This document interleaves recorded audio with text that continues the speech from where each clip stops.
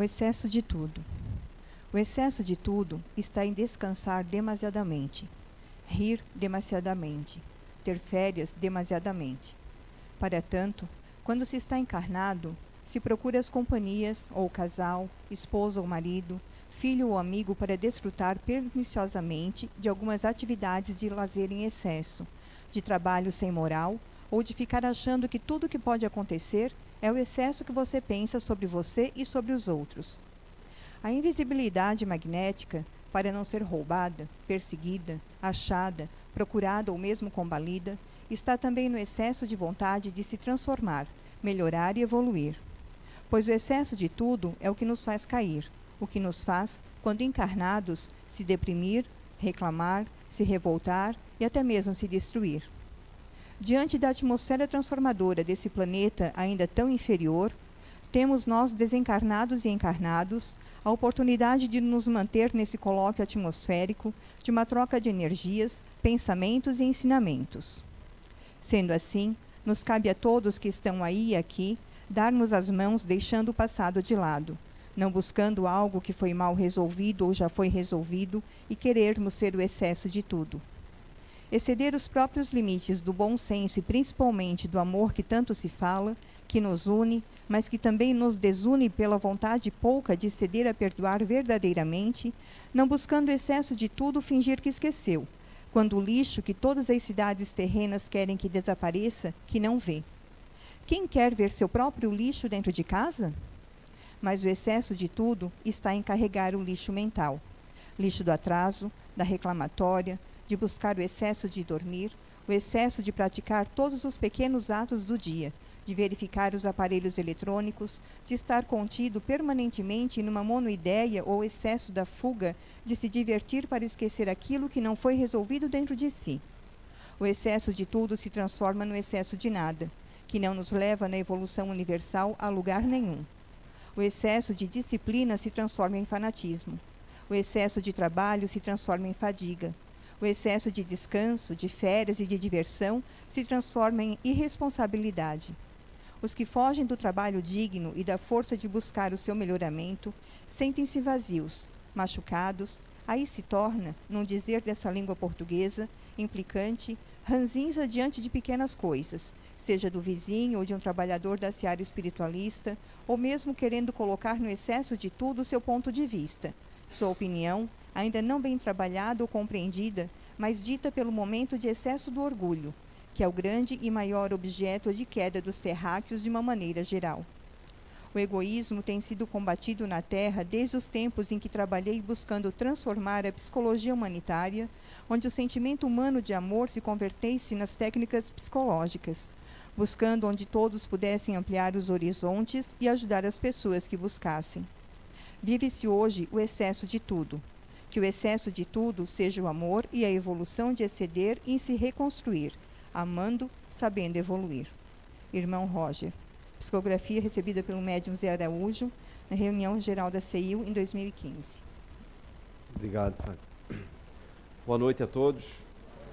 Humanista Carl Rogers, uma figura importantíssima aí na nossa humanidade, desencarnado, essa psicografia. Ele já psicografou algumas vezes aqui no CEIU e sempre traz um ensinamento para nós. E interessante, porque eu estava fazendo uma oração há pouco, pedindo ajuda para essa palestra e pedi para ele. E aí veio essa leitura, olha só. Viu como a gente não faz nada sozinho aqui? E o tema de hoje, espiritualidade no cotidiano. Então é importante primeiro que a gente entenda o que é espiritualidade, né? É a qualidade ou característica do que tem ou revela intensa atividade religiosa. Ou seja, seria a nossa conexão com a espiritualidade, falando nesse sentido, ok? É nesse sentido que nós vamos explanar um pouco aqui. E no cotidiano, por quê? Porque muitas vezes quando se fala em espiritualidade, ou quando se fala em ligação com Deus, ou conexão com Deus, a gente pensa no momento em que vem para a casa espírita, uma vez por semana, ou numa igreja, né, aos domingos, ou seja lá que dia que for, Ou então um momento de oração em casa, né? Quando a gente fala nisso, eu vou me sintonizar um pouquinho agora com a espiritualidade, é esses momentos que a gente faz um relaxamento, que para fazer uma oração. Porém, a espiritualidade no dia a dia tem muito a ver com o que eu mais faço durante o dia. Ou seria importante que tivesse a ver com o que eu mais faço durante o dia. E onde é que eu ocupo a maior parte do meu tempo durante o dia? No trabalho, certo? Para quem trabalha, né? Logicamente. Né? Que acredito que seja a grande maioria aqui. Então, no trabalho, é onde eu deveria me preocupar em exercitar melhor essa espiritualidade, ou me conectar melhor. E é justamente no trabalho, talvez seja justamente no trabalho, onde é mais difícil de fazer isso.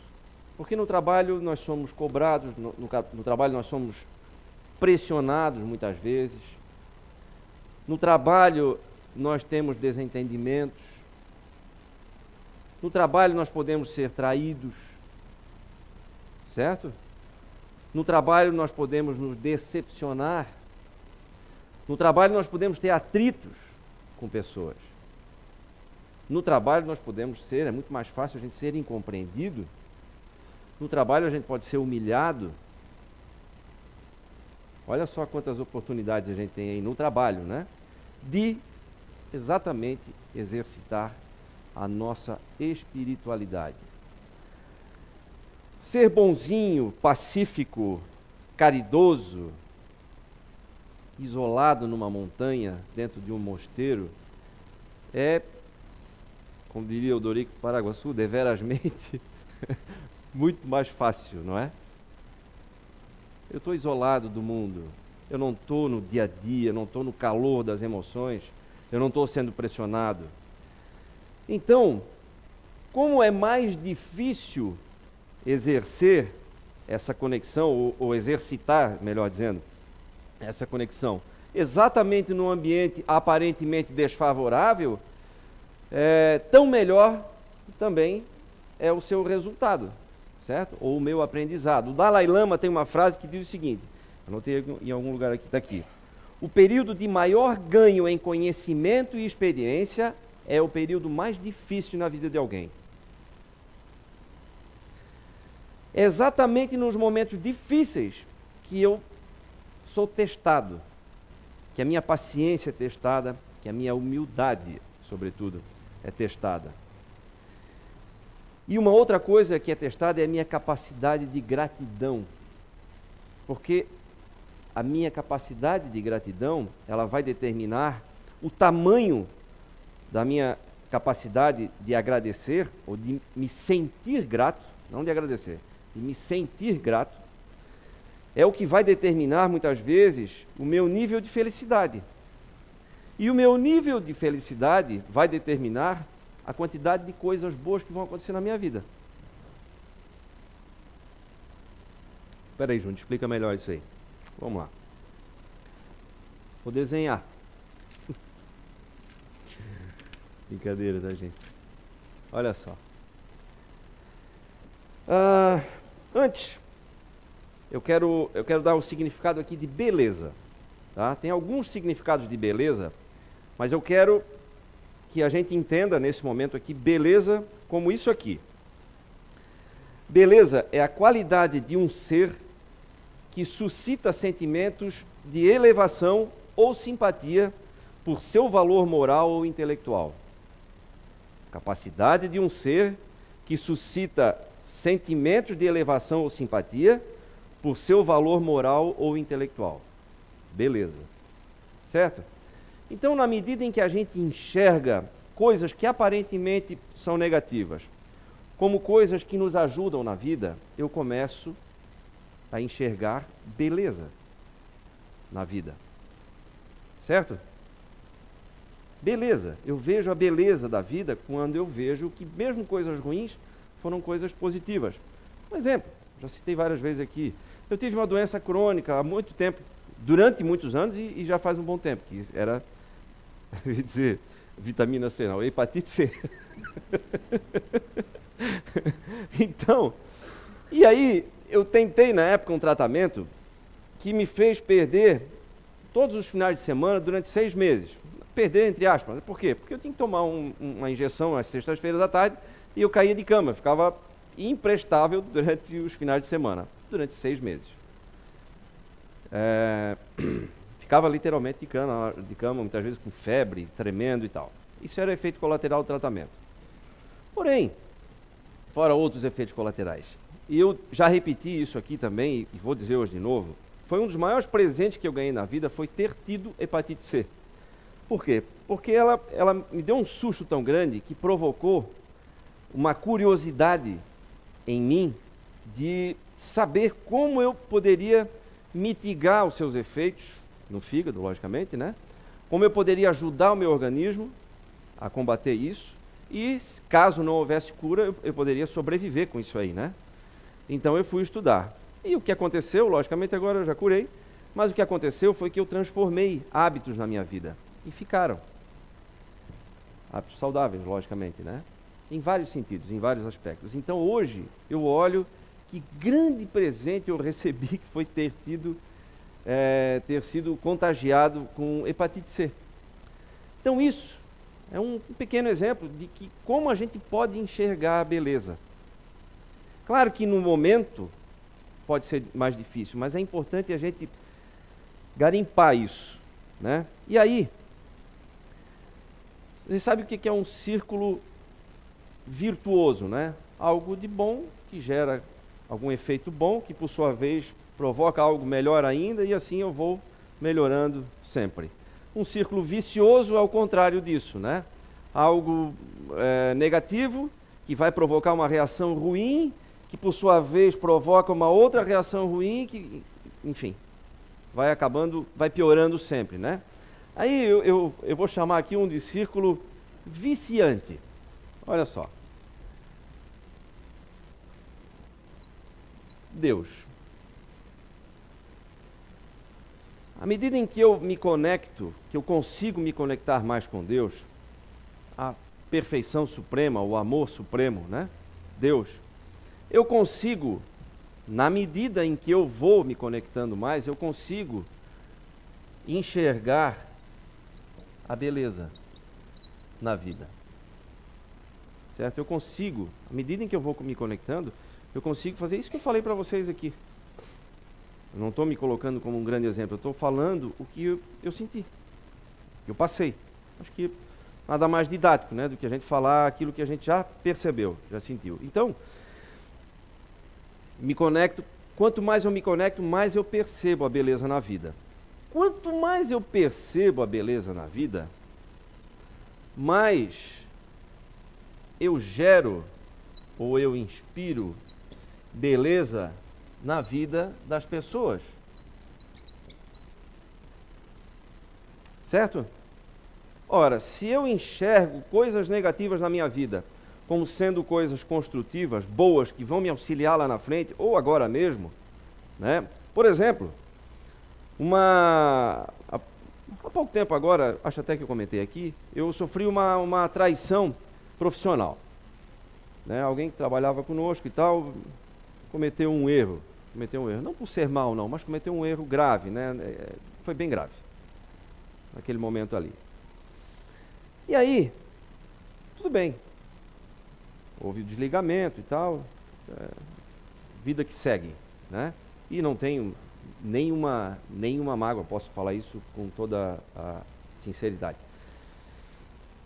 Mas aí, nessa ocasião, 2 amigos meus, um dia vieram conversar comigo e disseram o seguinte: ô Júnior, que coisa, né, rapaz? Quanta gente que já te enganou, né? Eu disse, por que eles estão falando isso? Não, a gente estava conversando ontem, e aí a gente lembrou do que aconteceu agora com fulano e tal, e aí a gente começou, nossa, mas quanta gente já enganou o Júnior, né, coitado. O que é isso, rapaz? Eu não vejo por esse lado. Não, mas como? Pô, muita gente enganou. Aí que está. Todos, sem exceção, que de alguma forma aparentemente me prejudicaram, me ajudaram. Todos, sem exceção. Aí disse, mas como? Vou mostrar para vocês. Lembra do fulano e tal? Lembro. Se não fosse ele, eu não estaria nesse ramo que a gente está montando lá agora. Porque foi ele que me convidou. Me enganou depois, mas foi ele que me convidou para estar aqui. Ah, é verdade, então. Tá aí. E assim eu fui citando alguns exemplos, né?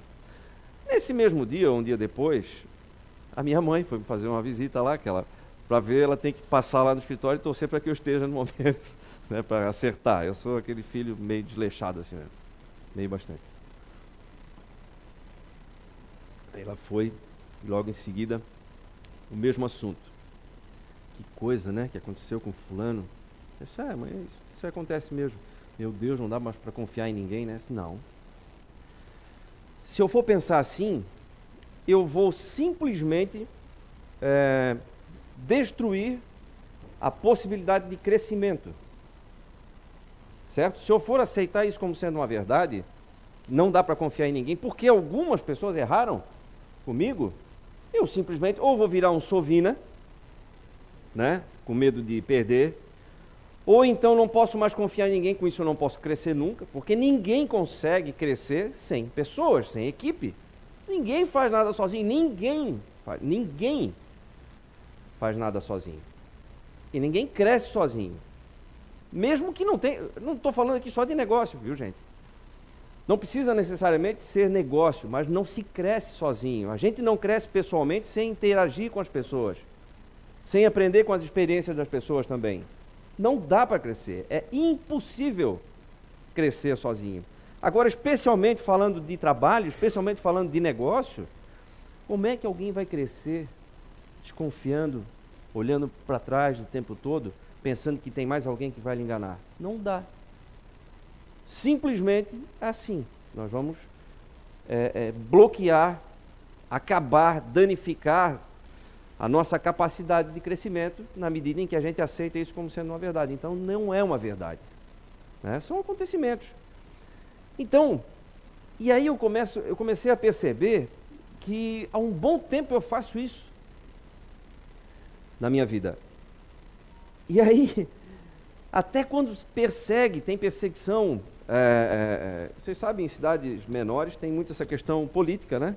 Aqui não é tanto assim, mas em cidades menores é assim. Então tem essa perseguição também, embora eu não me envolva, né? Mas tem sempre essa questão. Até quando alguém tenta te perseguir, se você é bem intencionado, ela acaba ajudando. Por quê? Porque a gente fica numa outra faixa vibracional. Se eu quero ajudar as pessoas através do meu trabalho, através da minha atividade profissional, se a minha intenção é boa, se eu sou alguém confiável, se eu quero ser alguém honesto, útil, certo? Até quem quer me prejudicar acaba ajudando. Ontem, vou citar mais um exemplo, tá, gente? É que tem muita coisa. Quando eu paro para pensar, eu fico louco, porque isso acontece muito comigo. Ontem a gente estava numa reunião lá em Porto Belo a respeito de um empreendimento novo lá. E aí a pessoa que estava, uma das proprietárias ali de terras e tal, estava conversando conosco e disse assim, olha, foi bom que vocês vieram aqui, porque eu quero negociar com gente conhecida mesmo. Porque tem um fulano aí que já veio aqui 10 vezes e tal, e tentou me enganar, e foi afobado e queria que eu já assinasse um contrato e não sei o que, tal. E eu parei, eu disse que eu não ia mais fazer negócio com ninguém, mas agora estou conversando aqui com vocês e nós vamos negociar assim. Ok. Essa foi uma reunião de umas 2 horas mais ou menos. Fomos embora. E hoje de manhã eu estava falando com um parceiro meu de negócio. Eu liguei para ele e disse assim, viu o que aconteceu ontem? Ele disse o quê? Às vezes as pessoas reclamam assim, mas nosso ramo tem muito pilantra por aí, né? Pois é. Mas aí, até isso ajuda. Até isso ajuda. Eu disse, tu percebesse que um cara que a gente não conhece, que age de uma forma completamente diferente da nossa, acabou nos ajudando, isso é verdade. Ele estragou tudo. Aquela pessoa estava pensando, eu não quero mais fazer negócio nenhum. Ela retomou a vontade de negociar, mas por quê? Porque estava lidando com alguém que era conhecido, que inspirava confiança, enfim. Não estou aqui fazendo autoelogio, não, mas eu estou dizendo que até quem age da maneira equivocada acaba ajudando, se a nossa atitude for correta. E o que faz diferença na nossa vida, por exemplo, já que eu falei da questão profissional, tem muita gente que diz assim, mas crescer naquele ramo ali é fácil, porque isso aí é um ramo que dá muito dinheiro. Será que é o ramo que faz a diferença, gente? Tem uma das maiores construtoras do país, constrói um dos maiores prédios, alguns dos maiores prédios da América Latina aqui no nosso litoral. E o dono dessa construtora começou aqui em Blumenau. Eu não vou falar o nome, mas muitos devem conhecer a história. E sabe como é que ele começou? Como barbeiro, aqui em Blumenau. Começou com uma pequena barbearia, e barbearia ele comprou uma lanchonete, depois comprou a segunda, comprou mais outra, e assim foi. Dali, então, ele começou a fazer um prédiozinho, em sociedade com outro, e hoje está aí, se eu não me engano, são mais de 2.200 funcionários. Uma construtora renomada no Brasil inteiro, como eu falei, uma das maiores e uma das melhores. Então, é o ramo que faz a diferença? Ou é a nossa atitude? É o ramo que faz a diferença ou é o meu jeito de encarar as coisas que acontecem na vida? Porque enquanto eu fico paralisado reclamando que alguém me enganou, eu estou paralisado. Enquanto eu fico paralisado que alguém está me perseguindo, pronto. É isso mesmo que acontece, eu fico parado. Eu não posso perder tempo com isso, ninguém pode perder tempo, gente. A nossa passada aqui é curtinha, é muito curta. Então a gente precisa que ela seja útil. Porque na medida em que ela é útil para as pessoas, eu cresço, eu me desenvolvo, eu aprendo. E o objetivo de estar aqui não é aprender? Né? Então exatamente durante o dia que eu preciso aprender. É durante o dia, justamente no momento mais difícil, né? Nosso dia aí tem... Vamos dizer que eu use 8 horas do dia para trabalhar, que às vezes se usa muito mais do que isso, né? Mas é uma grande parte dele eu uso trabalhando. Então, eu preciso aproveitar esse momento, que é justamente o mais difícil deles, para aprender, para crescer. E aí, quando eu enxergo, me conectei com Deus, certo? E enxergo a beleza dessas contrariedades, supostamente contrariedades da vida, eu começo também a distribuir beleza na vida das pessoas. E aí é que vem a mágica da coisa. Quando eu começo a distribuir beleza na vida das pessoas, sabe o que acontece? Eu me conecto com Deus. Olha aí. Esse é o círculo viciante que eu falo. E aí quando eu me conecto com Deus, o que acontece? Eu começo a enxergar a beleza da vida, enxergo beleza da vida, produzo beleza para mim e para as pessoas. Quanto mais beleza eu produzo para mim e para as pessoas, mais eu me conecto com Ele. E aí, é difícil sair disso aí. Mas é importante começar. Pode ser difícil começar. E quando a gente está no momento difícil, muitas vezes a gente não enxerga, fica cego. Então é hora de pedir ajuda, porque ninguém está sozinho. Muitas vezes a gente tem decisões difíceis para tomar. E, novamente, falo por mim, teve decisões que eu tomei que eu pensei que eu ia ficar louco. E ficar louco. Teve uma vez, olha só que interessante, eu havia entrado há muitos anos atrás no ramo de mineração, mas eu nunca operei diretamente, eu sempre arrendava as jazidas para outras empresas mineradoras. Até que chegou um momento que um cidadão chegou para mim e disse assim: "Ô Júnior, por que tu não opera aquela tal área lá que é tão boa?" Eu disse: "Porque isso não é o meu ramo." Esse meu ramo é fazer negócio. Isso aí não é uma atividade que, não sei, vai me tomar um tempo que eu não quero. Mas é bom, rapaz, o negócio é lucrativo e tal. Eu sei. Não, tu não está tendo problema com teus arrendatários? Estou. Opera. Puxa vida, é verdade. Comecei a pensar, comecei a fazer conta, levantar números e tal. E aí, essa foi uma das decisões que eu pensei que eu ia ficar louco, né? Vou, não vou, já tinha todas as informações e não sabia se ia, não ia. Chegou uma hora, eu estava dentro do carro, esperando o semáforo abrir, numa fila. E aí eu parei assim um minutinho e disse, pelo amor de Deus, vocês me ajudem, eu vou ficar louco. Não conseguia mais nem dormir, de tão indeciso que eu estava com aquilo. Pá, me ajudaram. Tomei a decisão, fiz aquilo. Botei a empresa para funcionar, comprei os equipamentos, as máquinas todas, montamos tudo. E nós então fomos operar. O que aconteceu? Um ano depois veio uma outra empresa e comprou o nosso negócio.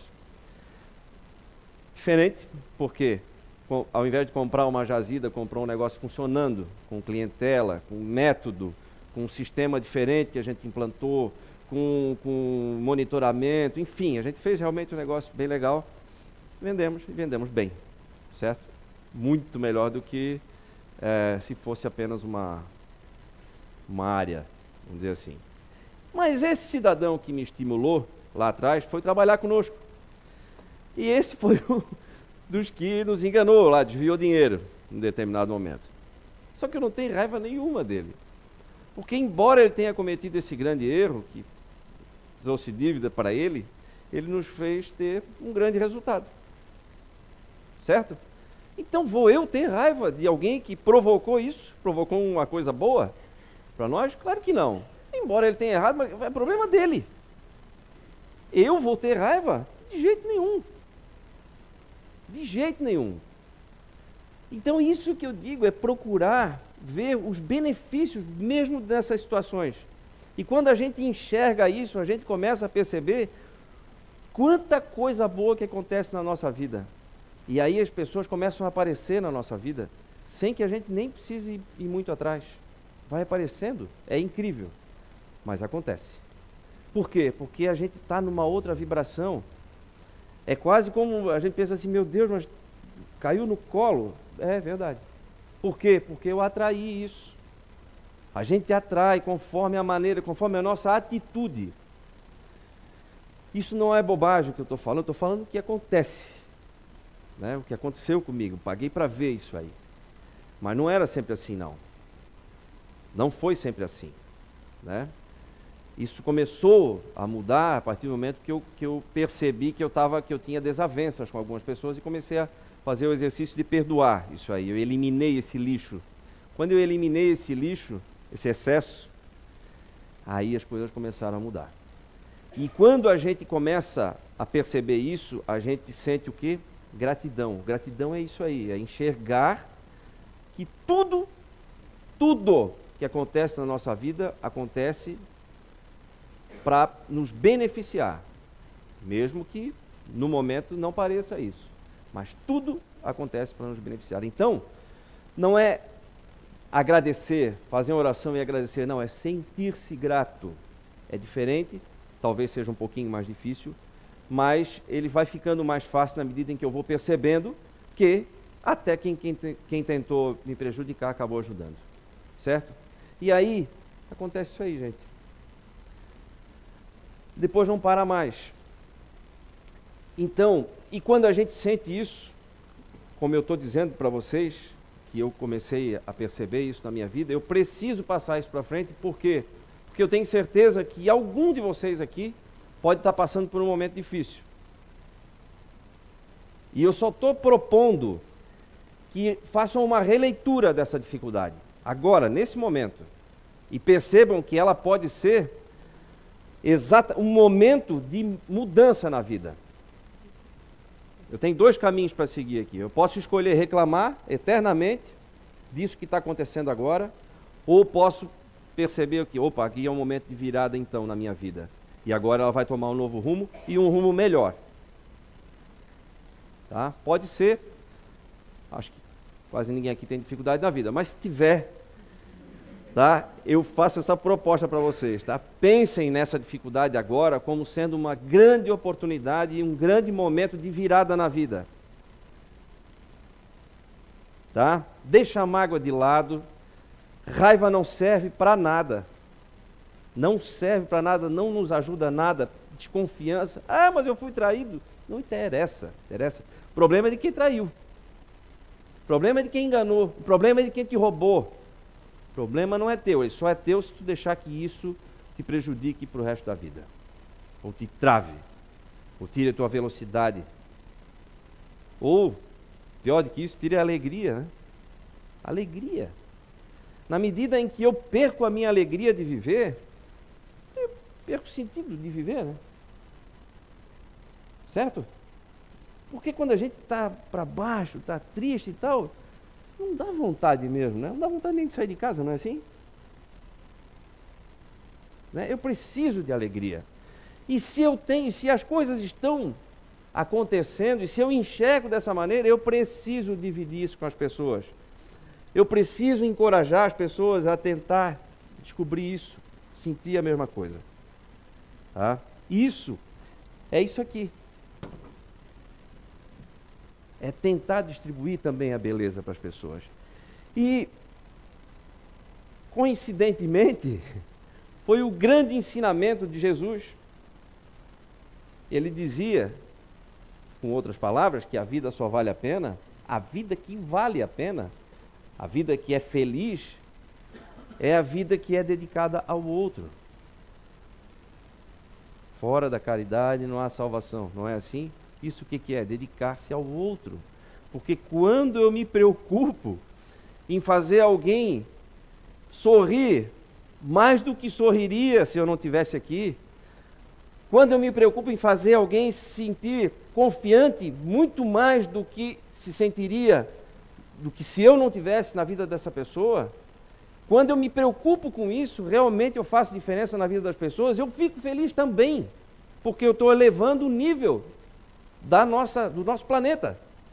Eu sou parte disso, mas eu estou elevando o nível. Não basta eu ser feliz, ninguém é feliz sozinho. Não basta eu morar numa linda mansão no meio de uma favela. O que eu vou ver na minha vizinhança? Certo? Minha casa é linda, mas eu olho pela janela, é feio ao redor. Eu preciso olhar e ver todo mundo também vivendo bem, não é isso? Isso é uma vida que vale a pena. Isso foi o ensinamento que Jesus deu, nos deixou aí. Certo? Bom,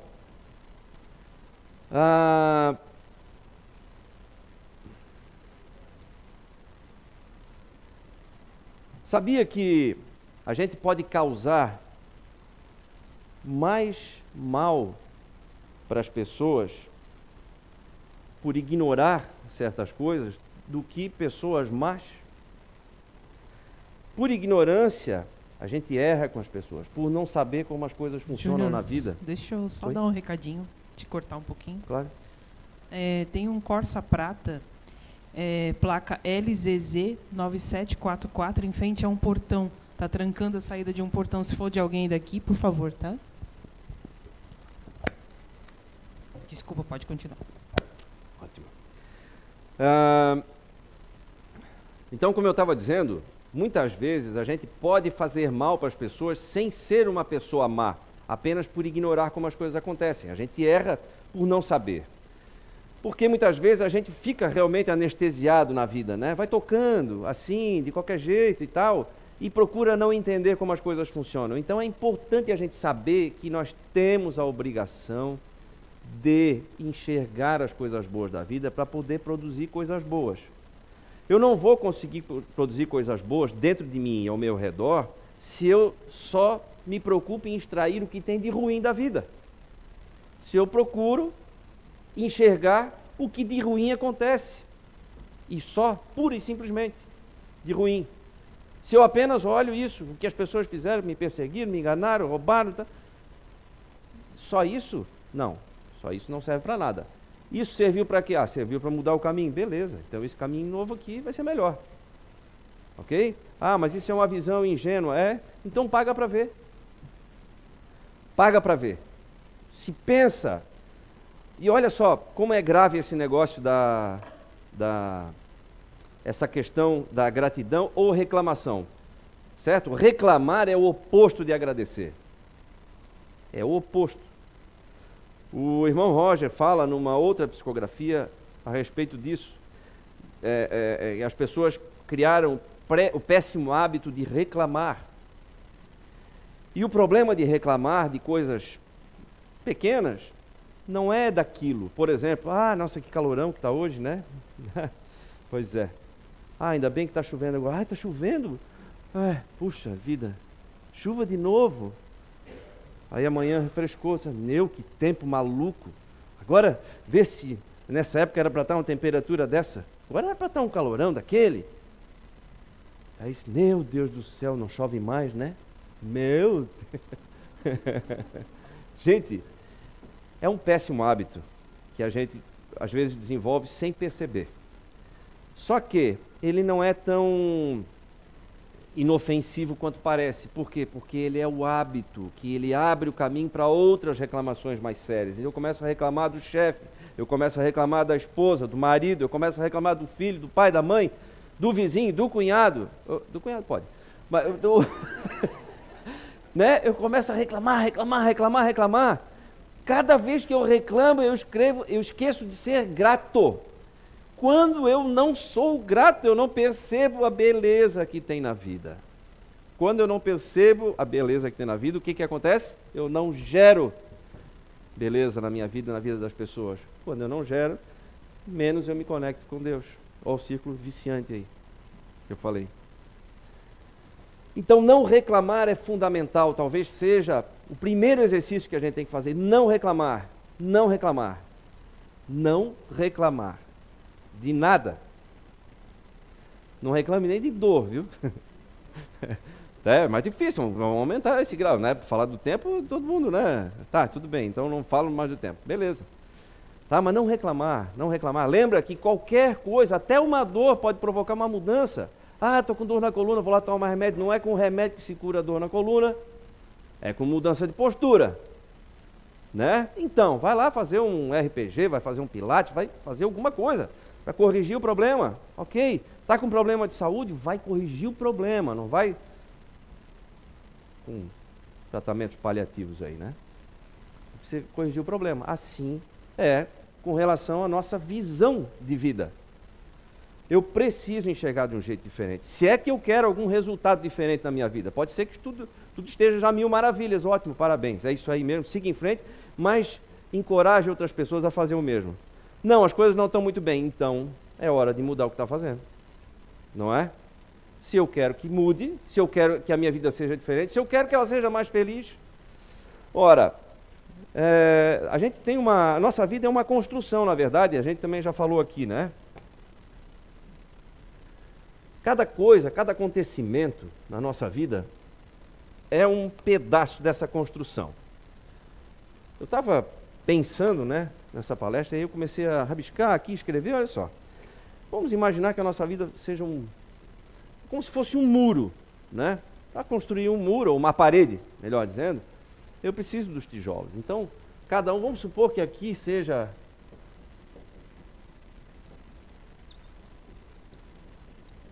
a felicidade. Eu quero felicidade na minha vida, mas isso é uma coisa que eu preciso construir.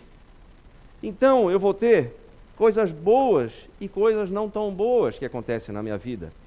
Eu coloquei algumas aqui, por exemplo, calúnia, reconhecimento. O que mais que eu botei aqui? Falência. Coisa boa, né? Não é coisa boa, mas é uma lição caríssima. Conheço pessoas que faliram, que hoje estão super bem e não erraram mais naquele ponto em que erraram. Aliás, as lições mais caras são aquelas mais doloridas mesmo. Só que isso a gente não esquece jamais, né? Quando dói para valer, aí a gente não esquece mais. Vou botar aqui família, falência, então negócio, negócio próprio, que seja. O que mais? Amigos, filho, e assim por diante. Então cada parte dessa é um tijolinho nessa parede que eu vou construindo. Só que se eu tirar alguma coisa daqui, eu desestabilizo essa parede. Isso é parte integrante dessa construção, não dá para tirar. Eu não conseguiria chegar aqui na felicidade, ou uma relativa felicidade, se não fosse tudo isso que eu passei. Ah, não, se eu tirar as coisas ruins da minha vida, o que sobra, como diz assim, aí como é que está? Ah, tirando o que tem de ruim. Não é assim? Daí, está tudo bem? Ah, tirando o que tem de ruim é uma maravilha. Tira então, quero ver. Não dá para tirar, gente. O que dá é para transformar. É o melhor dá. Dá. Pronto, ó, agora dá para tirar.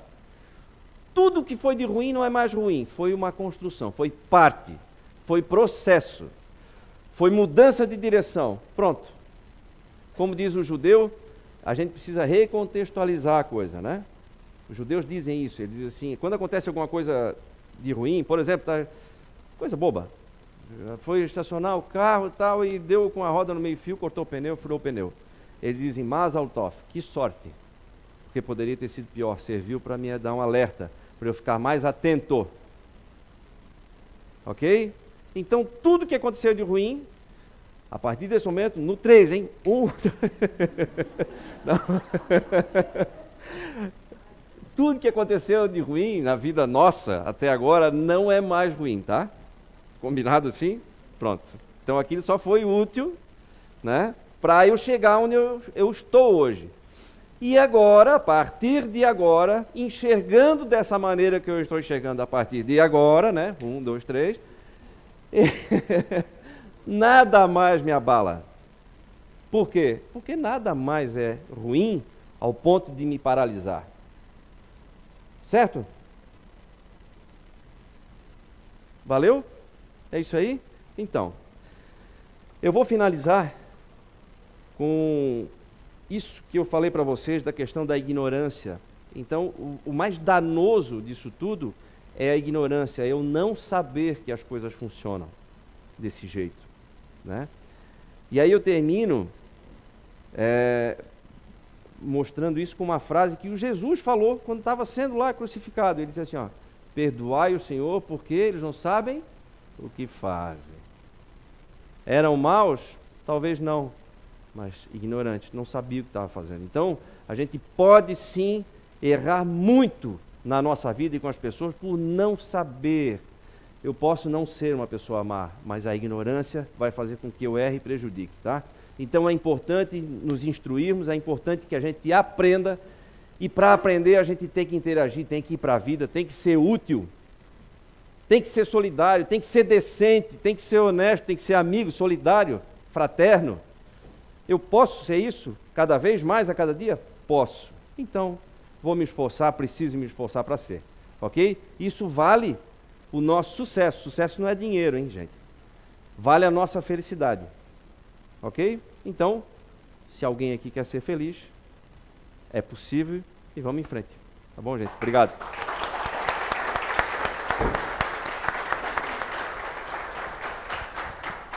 Obrigado, Júnior, pela excelente palestra. Eu disse que ele estava ansioso para falar com vocês.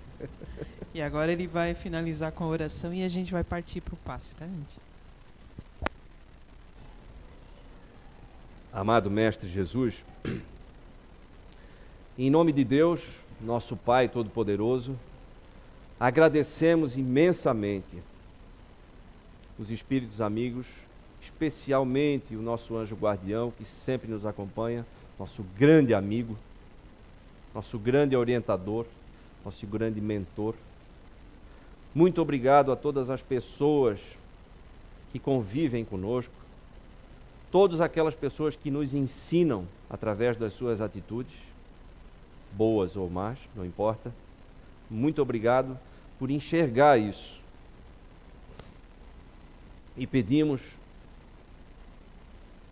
que daqui para frente, cada um de nós consiga perceber que cada acontecimento na nossa vida vem para trazer consigo bons ensinamentos, e que esses ensinamentos façam com que nós tomemos cada vez mais boas resoluções, boas decisões na vida, e que possamos multiplicar isso a todos ao nosso redor.